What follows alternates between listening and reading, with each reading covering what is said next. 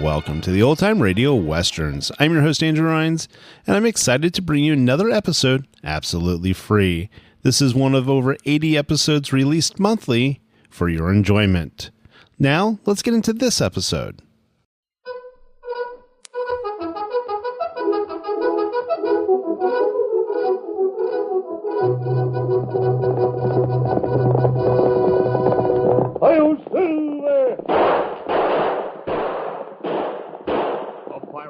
With the speed of light, a cloud of dust, and a hearty Hi-Yo Silver, the Lone Ranger.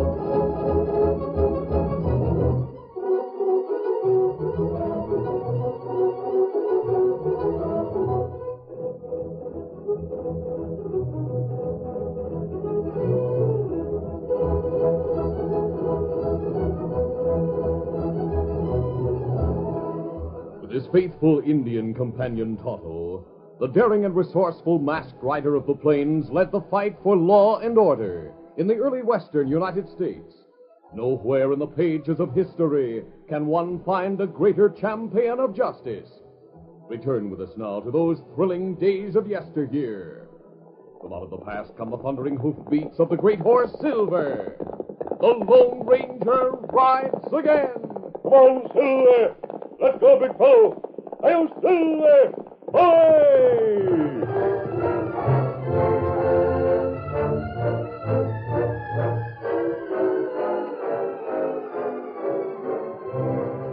Pancho Madura had been a bandit chieftain across the border, but when some of his men had been captured and a price was put on his head in his own country, Pancho crossed the border into Texas. One day, Pancho sat in a cafe in Rockton talking to two friends. It is time, amigos, that I find a way to get some money.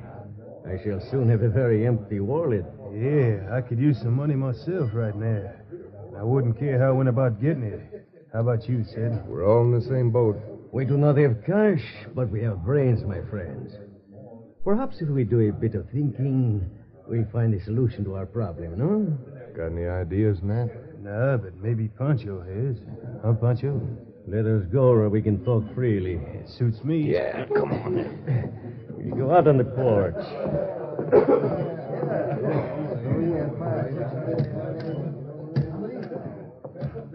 Yeah, we can talk here, Pancho, without anyone hearing us. Yeah, what's on your mind? Nat, you have told me that once you worked for the telegraph, no? Yeah, I used to be a telegraph operator, but I got fired for being unreliable, as they called it. Never did like regular hours anyway. You will come in handy for the plan I have in mind. Much money is carried in the express car and the trains, no? Yeah, they usually carry plenty. Why?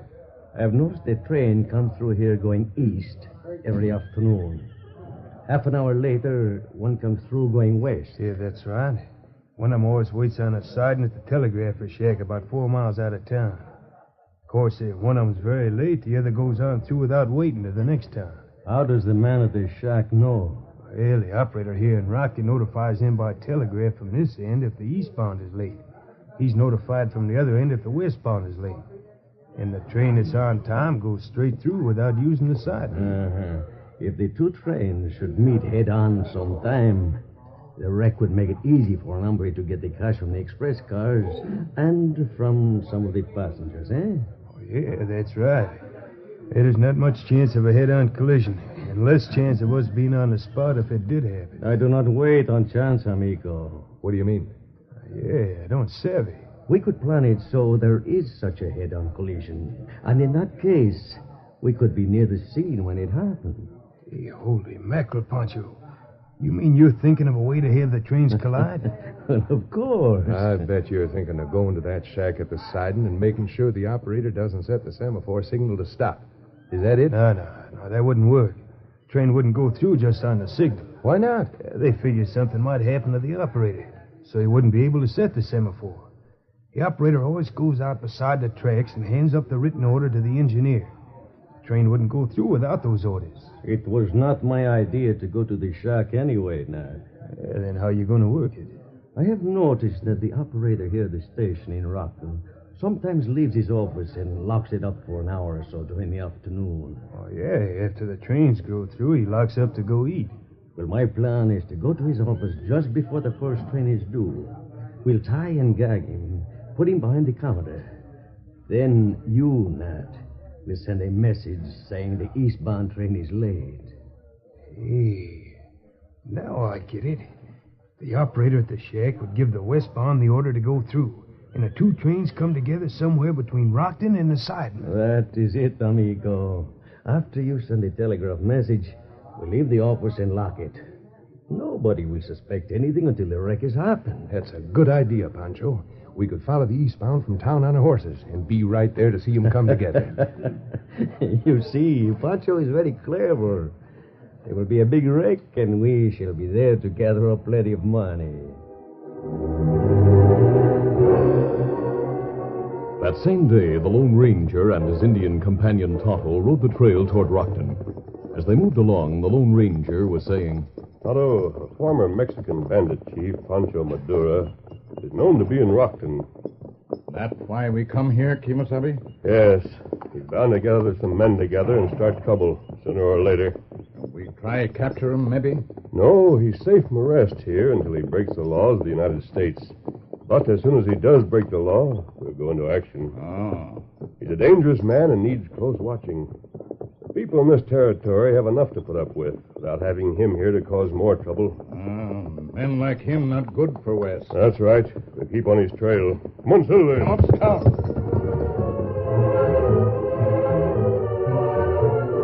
The Lone Ranger and Tonto made camp in the hills a short distance from town. That evening, the Lone Ranger disguised his face and dressed as a ranch hand so that he might go into the cafe without his mask. Then he and Tonto rode to Rockton. Easy, Silver, big fellow. Easy, Scout. They left their horses, Silver and Scout, in the shadows and entered the cafe. There's a table back there, Tonto.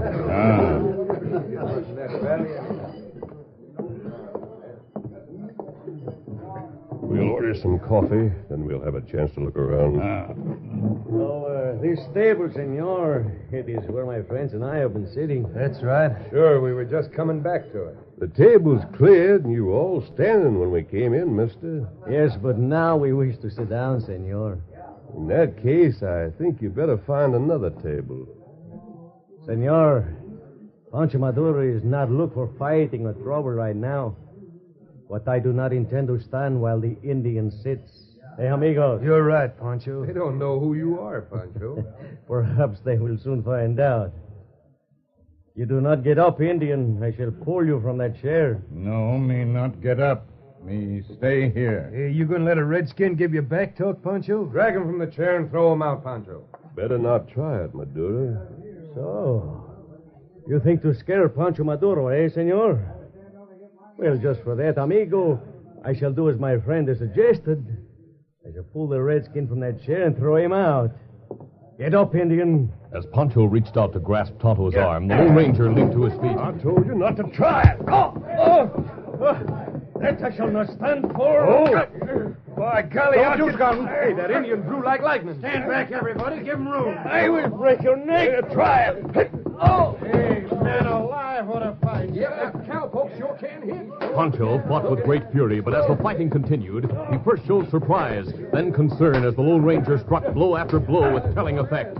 After the first attempt, neither Nat nor Sid tried to interfere further.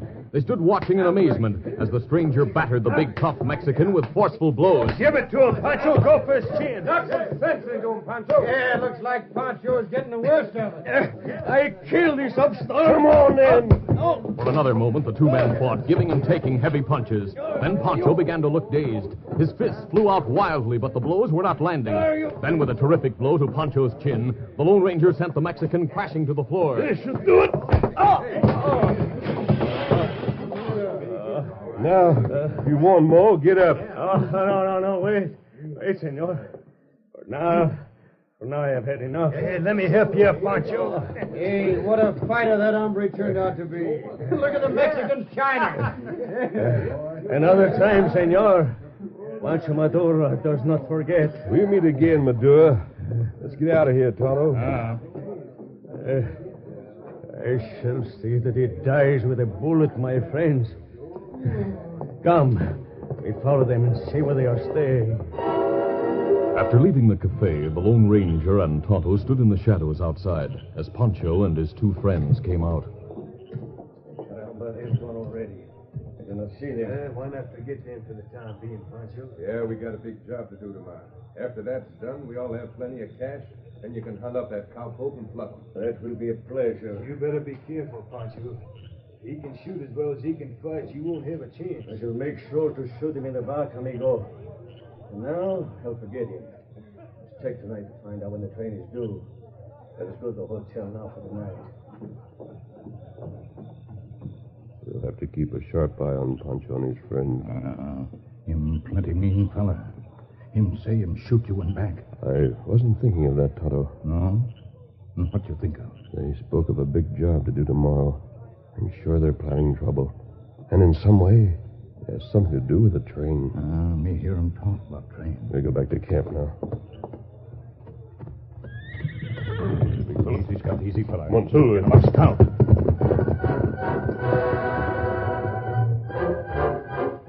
The following morning, the Lone Ranger and Tonto left camp and took a trail that went alongside the railroad tracks. The Lone Ranger was again in his usual clothes and mask. As they rode, Tonto asked, What do you think we find, Kimasabi?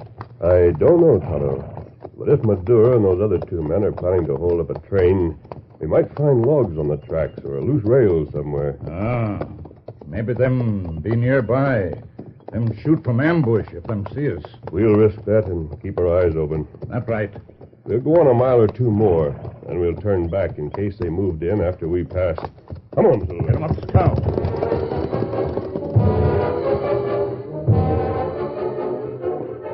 Later in town, Pancho Madura, with his pals Nat and Sid, pulled rein near the small office in the station where the telegraph operator was on duty. Oh, there. Oh. Found out the train going east is due here at 1 o'clock. It's almost set now. Are you sure you have not forgotten how to use the telegraph? You joking, Pancho? I can handle that telegraph key and send faster than any hombre they ever had or ever will have. Almost twice as fast. This fella they have here at the station's kind of slow at it, seems to me. Yeah, he is. He hasn't been at it too long, I reckon. Yeah, here we are.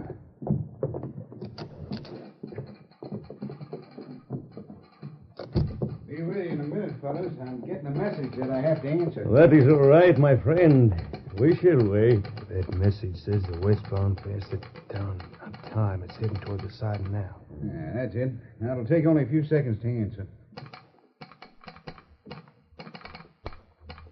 There, that's it. Now, what can I do for you? Well, there's number 10 eastbound right on time. Wait till it passes and I notify the side, and then I'll talk to you. But we do not care to wait, senor. Give it to him now, Nat. Sure. I'm sending that message, fella. What? This will keep you out of the way. No.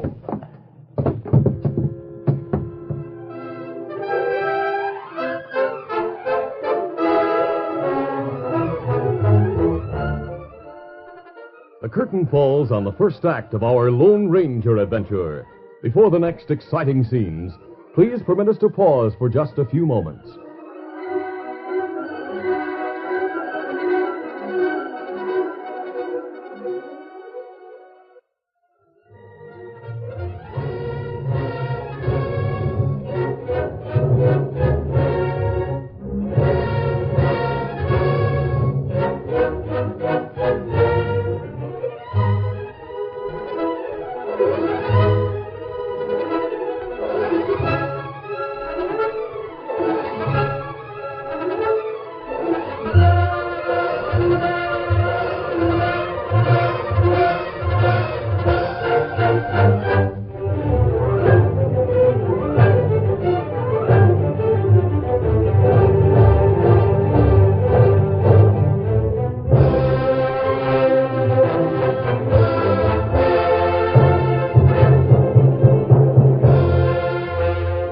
Now to continue. Pancho Madura, Nat, and Sid, carrying through their plan to wreck the trains, entered the telegraph office at Rockton. And just as the eastbound number 10 went past, Nat hit the operator with the butt of his gun. Pancho spoke hurriedly. There, that settles him. Sid, you and I will tie up the operator and gag him. Then after the train leaves the station here and heads for the siding, Nat will send a message that it is late and to let the other train come through. Come, Sid, let us get busy. Right. After I do send that message, it'll mean a wreck that'll bring us plenty of cash. There's a train stopping now. As soon as it leaves, I'll send that message.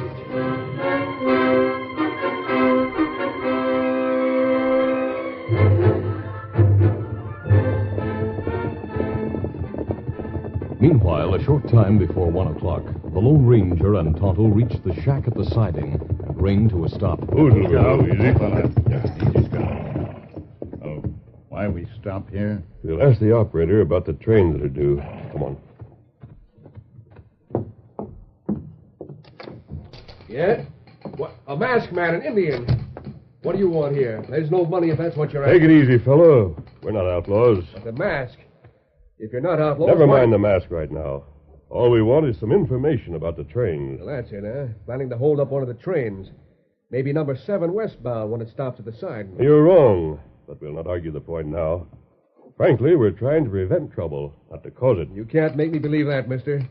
Well, that's my call, and I got to answer. Go right ahead. We'll not stop you.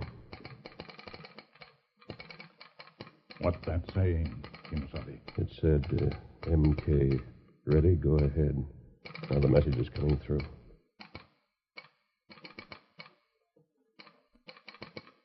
What clickin' say, Kimasabi? It's the Rockton operator.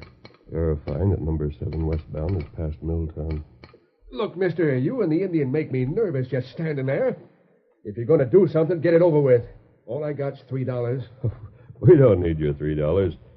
When do the trains run? Will you tell us that? Yeah, number 10 eastbound is due to pass Rockton at 1 o'clock. It's just about 1 now. Yep, number 7 westbound already passed Milltown and is heading for the siding here. Milltown is closer than Rockton, is that it? Yeah, a couple of miles.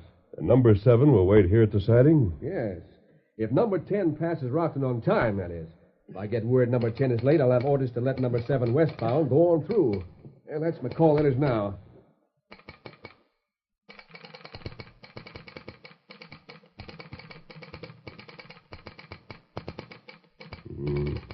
Says number 10 is late. Let number 7 westbound go through. Yeah, that's it. The message just came from Rockton saying to let the westbound go through. Yes, I know what it said. I'm surprised you know so much, fella. Well, I got to raise the semaphore and take this written order out to the engineer at number 7. Oh, wait a minute. What's the matter? I know the sign-off said Rockton, but that last message came through much faster than one before it. A different hand was using that key in Rockton. Yeah, I noticed that, too. He never sent that fast before. But there's only one operator at Rockton. Take a minute to check back. I have a feeling there's something wrong about Look, that. I haven't time to check. I'll call Rockton. I know the call letters.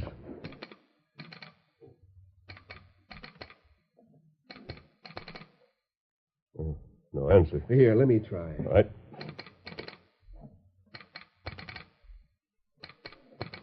That's strange. He must be there. Better hold up number 7 until you're sure that message is genuine. If number 10 did run on time and pass Rockton, it'd be a wreck if you send number 7 through. Look, you got me all confused. I've got my orders, and I'm going to carry 'em out. I'll go set the semaphore right now. No, we're holding number 7 here. You pulled a gun on me. If you think you can do that, you're crazy. I'll take that gun. All right, but I'll have to do this. Otto, I know a different hand was handling the telegraph key in Rockton when that last message came through. May mean trouble for us, but we'll see that number 7 waits on the siding until we're sure the other train isn't coming through. Oh. You think Madura planned something? That's possible. The semaphore is down, so the westbound number 7 will go onto the siding and wait. We'll ride back along the tracks and see what we can find out. Come on.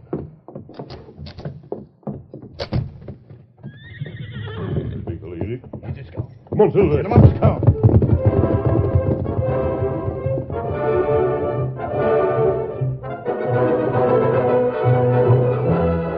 The Lone Ranger had struck the operator in the shack a glancing blow, and the operator revived just as number 7 moved onto the siding outside. Oh, my head. That masked man and Indian, they must plan to hold up number 7 on the side, and it's there now. Hey, where you been? A masked man and Indian came in. They hit me on the head when I wanted to come out with the orders for you to go through. Orders to go through? Yeah. The semaphore was set for us to stop here. Yeah, I know, but he wouldn't let me raise it. I thought maybe they planned to rob the train while it waited here. We haven't seen him. Well, anyway, here are the orders. Number 10's running late. Now, I'm going to telegraph to Milltown for the sheriff and a posse to round up those 2 hombres. Shouldn't take them long to reach here. Good idea. Go ahead.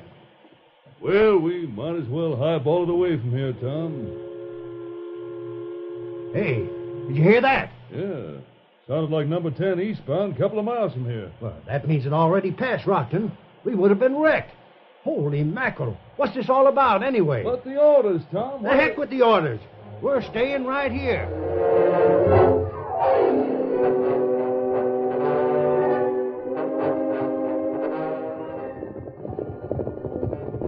The Lone Ranger and Tonto rode at breakneck speed down along the trail that followed the railroad. As they approached a bend, they heard the whistle of number 10 eastbound. Oh, easy, steady, big fella. Otto, number 10 is on time. That message was a fake, as I thought. We'll pull over into the grove until it passes. Come on, Silver. Come on, Scout. Oh, Silver, Oh, Scout, fella. Easy. Oh. Why you think someone send message like that? The only possible reason would be to cause a wreck. And the ones who sent it could move in and rob both trains. Oh, me not think of that. Just the type of thing Pancho Maduro would plan. Here come train now. Now what we do? Now, wait a few minutes. If Pancho did plan that, they'd follow number 10.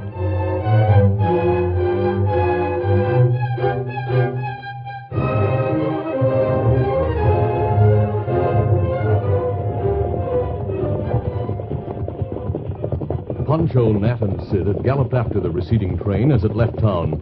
They managed to keep it in sight since the trains at that time moved at only a reasonable rate of speed.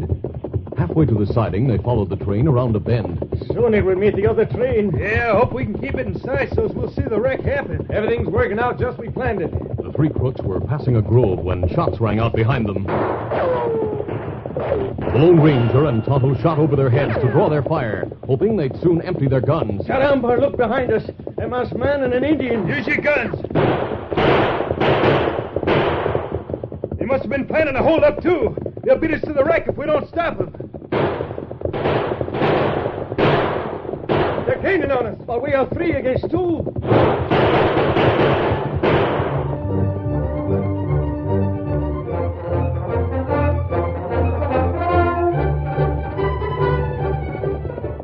Slowly but surely, the Lone Ranger and Tonto gained on the 3 crooks.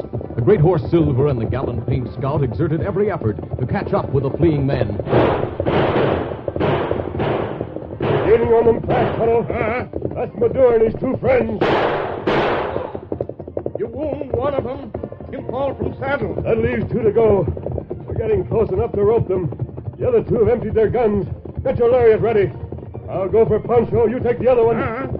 Riding close behind Pancho and Nat, the Lone Ranger and Tonto whirled their lariats over their heads. Then the rope snaked out, each one settling over one of the crooks. Got Pancho! We got another one! Push him! Come on, Tonto. This rope, when I get him off, I shall fix you. You're covered, Pancho. Both of you. Get them loose, Tonto. Take their guns. Hey, that's the same redskin who was in a cafe last night, Pancho. But they must, hombre. If you want more fighting, Pancho, get up. I'm ready. He's a cowpoke who beat you up.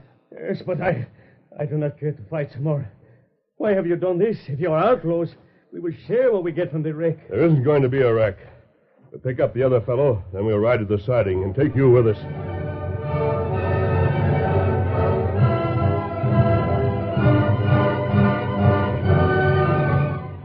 Later at the siding, the operator was again telling the story of the masked man and Indian who had prevented him from sending number 7 on through. The conductor of number 10 finally said, By thunder, masked or not, those two hombres saved us from a wreck. Hey, look, there they come now. They have someone with them. Say, 3 are tied to their saddles. We better keep them covered just in case. Well, you fool. Put away that gun. Don't forget those two saved our lives and kept you from causing a wreck. Mister, I don't know what this is all about. I do know you prevented a big train wreck, though. I sent my friend back to Rockton where he found the other operator tied and gagged. We brought the operator with us. He'll tell you what happened. I sure have plenty to tell, conductor. Those 3 men planned to wreck both trains and rob them. They tied me up and gagged me after knocking me out. I heard one of them say he was going to send a message to the operator here. He sent a message, all right, saying number 10 eastbound was late, so I'd let the westbound train go on through, and they'd meet head on. If they'd succeeded, they'd have had plenty of time to rob both trains. But for this interfering masked hombre, we would have succeeded. Man alive, if you hadn't found out somehow, I hate to think of the results. Well, the masked man sure knows something about telegraphy. He was able to tell someone else was handling the key back in Rockton. We also had previous reasons to believe something was to happen. This man is Pancho Madura, a bandit chief from across the border. He must be turned over to the law along with his 2 pals. The sheriff of Milltown is on his way here right now with a posse. I sent for him. We'll take charge of these crooks and turn them over to the sheriff. Thanks. Then Tonto and I'll not have to wait. Our job here is finished now that Pancho's in custody. We owe you both a lot for preventing that wreck, mister. We're glad we were able to do it, conductor. Adios. Adios. Caramba. Why you let the masked hombre leave before the sheriff find out about him, eh? That I do not savvy. Pancho, I've heard of you. And believe it or not, I've heard of that masked hombre. When I saw him on that big white stallion with the Indian and then heard him call the Indian Tonto, I guessed right away that he must be the Lone Ranger.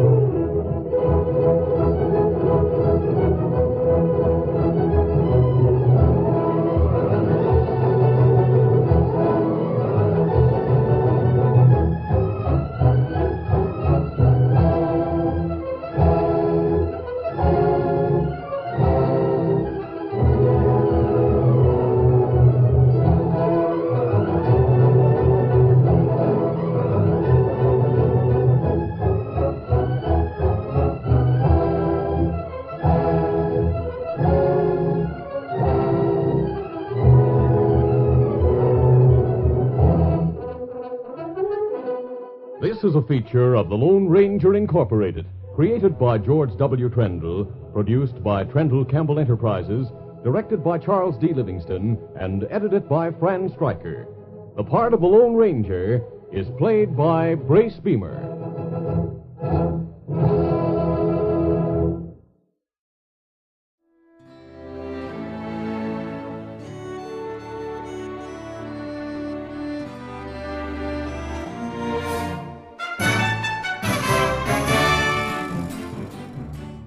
This has been a presentation of OTRWesterns.com, and we hope you enjoyed. Please take some time to like and rate this episode within your favorite podcast application. Follow us on Facebook by going to OTRWesterns.com/Facebook, and subscribe to our YouTube channel by going to OTRWesterns.com/YouTube.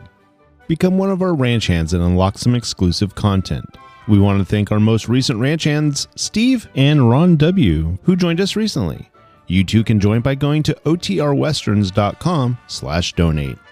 Send us an email, podcast@OTRWesterns.com, and you can call and leave us a voicemail, 707-986-8739.